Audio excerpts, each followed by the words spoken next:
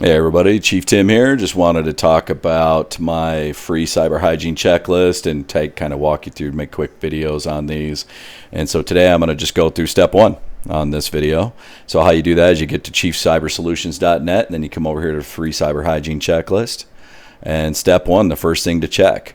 And so personal account password backup. So this is kind of a big deal. It's something the most recent as I've been helping people. Most common thing that happens is I'll come in and sit down with somebody and they go to log into Google, or hey, this is where I'm having trouble with my Google account or my iCloud account or something like that. I'm like, all right, so what's your like take me to the website and to what's their password? And they kind of like look at me like I'm supposed to know their password. So it's a big deal, right? So the first step in cyber hygiene is look at your own passwords and how do you take care of your own passwords. There's so many cool things out there now that you can do, but the first and foremost thing that I would do is download a hard copy of all your passwords. It was funny because my dad, a steel mill worker, 30 years, retired now, of course, and he has a Rolodex. And that's like one of the most secure ways to do it now, as long as you secure that Rolodex, because he doesn't save a single password. He doesn't believe in password managers. And that's probably the most secure cyber hygienic thing to do. So keep a hard copy of your passwords and keep them somewhere safe. And I mean that safe as a double entendre there, because safe is like I would literally download them and put them in a safe. And make sure that you have a hard copy of your passwords, because you don't know what's going to happen tomorrow. If something happens to you, you could absolutely your loved ones could not get into your data, whatever type of data that is. All right, reset your passwords if needed. Go through your password list and say, wow, I don't even go to this website anymore. You can delete it, or even go there and say, wow, I realize I haven't gone to this password and done utilized any kind of protection on my password for this account.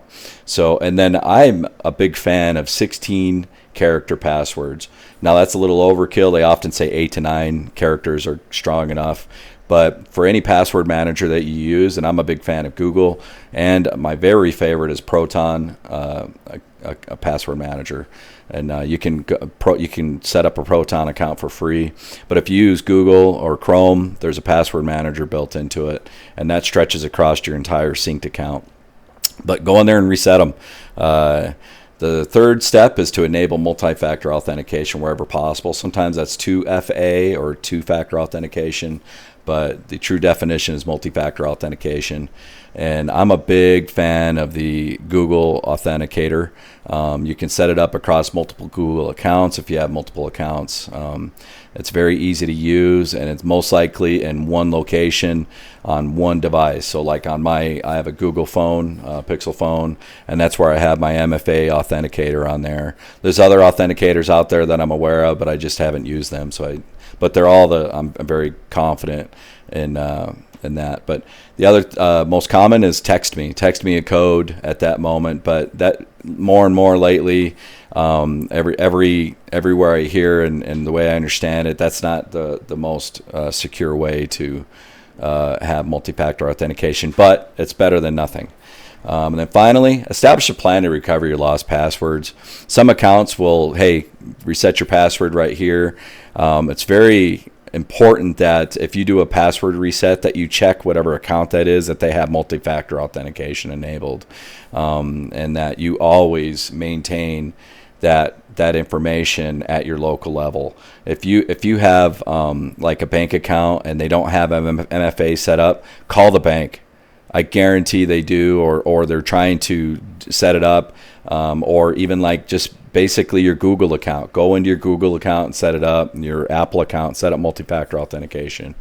And then establish a plan to recover those lost passwords. If you have a password manager, again, my favorite's Proton, but I also use Google. I actually use both. And whenever I set up a password somewhere, I make sure it's saved across both platforms. And with that, that's all I'm going to say about this step one. Look forward to future videos for all these steps. Go wash your hands.